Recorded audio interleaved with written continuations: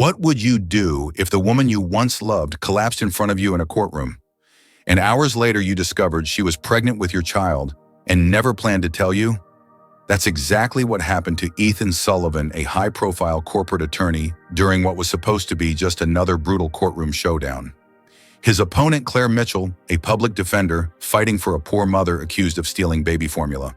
But what no one knew was that Claire wasn't just battling a powerful company. She was hiding a life-altering secret and carrying it inside her. What followed was a spiral of revelations, betrayal, and redemption, as two people from opposite worlds were forced to confront not only their past, but a future they never planned. This isn't just a legal drama. It's a story about power, love, pride, and the price of silence. Stay with us because the truth that unravels next will leave no one unscarred. And by the time the final verdict is in your heart, might be on trial too. The courtroom was thick with tension, hotter than the July sun outside the glass windows of the federal courthouse in Chicago. Every bench was filled, reporters clicking away, viewers watching the live stream. The spotlight wasn't on the judge. It was on her, Claire Mitchell, the fearless public defender, known for going head-to-head with giants and never blinking. But today, Claire wasn't just facing the courtroom, she was facing Ethan Sullivan. He sat across the aisle in a custom-fitted navy suit sleeves, perfectly pressed jaw, clenched like a man sculpted from stone. Cold, composed, untouchable, a legal machine. But Claire had once known the man beneath that suit. She had kissed that mouth, fallen asleep on that chest. That was before he vanished. Before he left without a word, without knowing she had taken something with her that night. Something that would grow inside her body and change everything. But he didn't know. Not yet.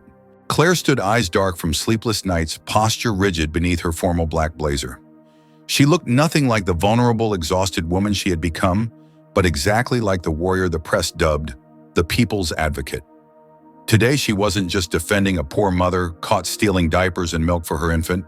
She was standing up to Brierstone Corporation, one of the most powerful retail giants in the country, and they had brought in their best. Ethan, their eyes locked. 1 second too long, just enough for the past to claw at the surface. The judge called the session to order. Claire stepped forward. Her hands trembled slightly as she adjusted her notes, but her voice was steady. She had practiced her argument 100 times. She was ready, but her body was not. Halfway through her opening statement, something shifted. The fluorescent lights overhead blurred. The words of the judge became muffled as if underwater. A wave of heat flushed through her back, followed by a cold sweat that soaked her collar. She reached for the table.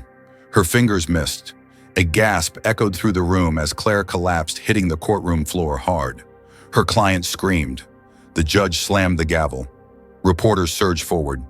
And then, Ethan moved. He didn't hesitate, didn't ask. He leapt over the barrier, dropped to his knees beside her, pulled off his blazer, and slid it beneath her head. Claire's lips were pale. Her breathing was shallow. Her skin felt like ice. "Get a medic," Ethan yelled, voice raw, stripped of its usual polished cool. Now a bailiff tried to push him aside. He didn't budge. He held her hand, gripping it like it could tether her to consciousness. Like maybe she could still feel him. Paramedics rushed in. The courtroom was in chaos. The judge adjourned. Claire's terrified client was escorted away in tears. Cameras rolled, microphones surged. Ethan climbed into the ambulance without asking. Inside the hospital, time twisted. He paced the white hallway, fingers trembling, sweat bleeding through his shirt. His phone buzzed in his pocket, calls from clients, his father colleagues, but for the first time in his adult life, he didn't answer. Because for the first time in years, he was afraid, not of losing a case, of losing her. When the nurse finally stepped out with a folder and a brown envelope, Ethan nearly choked. "Are you the emergency contact for Ms. Claire Mitchell?" she asked. He hesitated.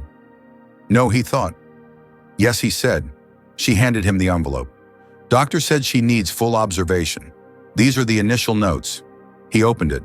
One line stared back at him. Gestation 12 weeks. His blood ran cold. The hospital hallway blurred. The envelope nearly slipped from his hands. The sound of people, machines, intercoms, all of it vanished beneath the roar in his ears. 12 weeks. That night, that last night before she walked away, she had left without a word, but not alone. His legs carried him without thinking. He opened her room door gently, almost afraid of what he'd find. Claire lay in the hospital bed, pale and quiet. But when she saw him, she didn't look surprised. "You knew," he said, voice low, sharp. She closed her eyes. "It wasn't supposed to happen like this," she whispered. "When then, never." The silence between them was heavier than any courtroom verdict. He took a step closer. His voice cracked. "You were going to leave. Raise the child on your own." She nodded. "You thought I'd try to take the baby from you." "You wouldn't just try," she said. "You would plan it, execute it like a hostile takeover. You'd do what your father did to your mother." His heart twisted. He had no argument. She was right. "So you said nothing."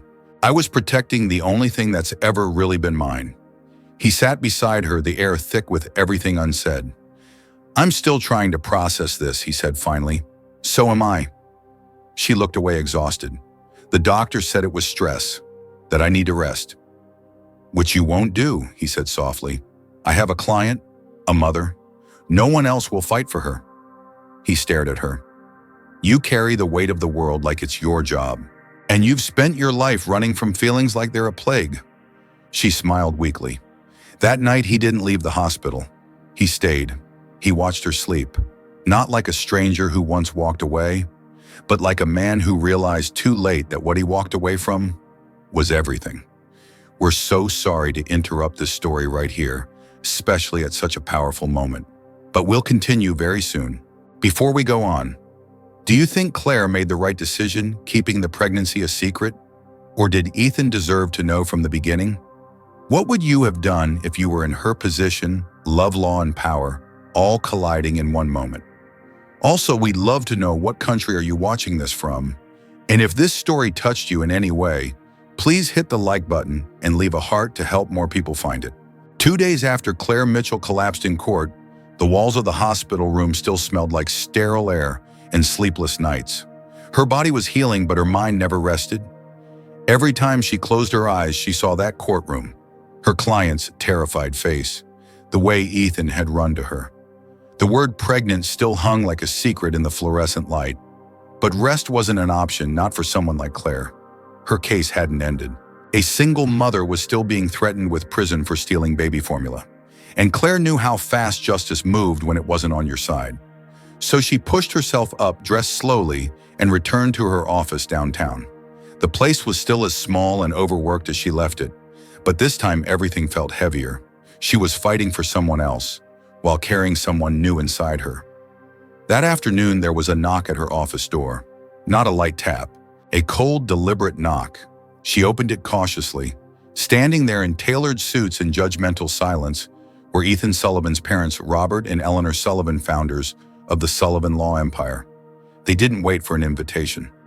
Robert swept into the room like he owned it. Eleanor followed, placing her designer purse on Claire's scratched desk as if dusting off something beneath her. "Miss Mitchell," Eleanor said coolly, "we've come to discuss the child." Claire didn't speak. She didn't need to. Robert stepped forward. "We're here to make a practical offer, a future for the child, one free of scandal, poverty, and misaligned values." Eleanor opened her purse and slid a thick envelope across the desk. Claire stared at it. "You're offering me money, we're offering our grandson security," Eleanor said. "Custody, discretion, dignity." Claire's blood ran cold, and in return she asked. "Your silence," Robert replied. "No claims, no court, no ties." Claire didn't touch the envelope. Her voice dropped to a lethal whisper. "You came into my space, called me unfit, and now you're trying to buy the baby out of my womb like a corporate acquisition." "Don't be emotional," Eleanor snapped. "I'm pregnant," Claire said. "Emotion is the bare minimum of what you'll get from me." The temperature in the room shifted. Robert stood firm. "Leonardo will understand what's best. He can speak for himself," a voice growled behind them. Claire turned. Ethan stood in the doorway, out of breath, collar open, eyes blazing. He'd heard everything. "I told you to stay out of this," he said to his father. "You think you can barge into her life, toss a check on the table, and walk out with a child like it's a settlement clause." "We're protecting our family name," Robert snapped. "You're trying to bury it," Ethan replied. You don't own me, and you will never own my child. Claire's hand gripped the edge of the desk. She was shaking not from fear but fury. Eleanor stood. This woman is manipulating you. Ethan stepped between them and Claire. No, you manipulated me. All my life. But not anymore. Robert narrowed his eyes. If you walk away now, Ethan, you lose everything. Ethan turned slowly to Claire. She was pale lips pressed tight but still standing tall. He looked back at his father. It's done, he said. The Sullivans gathered their envelope, their pride, and walked out, slamming the door behind them. Claire exhaled, then stumbled backward. Ethan caught her just before she fell. Her fingers curled around her stomach. Pain. Tight. Deep. Claire, Ethan whispered, terrified. I need to sit down, but it was too late. Her knees buckled. He carried her to the couch, heart-pounding voice cracking as he dialed for help. In the ER, machines screamed warnings. Her blood pressure was surging again dangerously. A hypertensive crisis. The baby was at risk.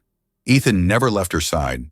He held her hand, whispered promises he wasn't sure she'd hear, and begged the universe not to punish them for what they hadn't figured out yet.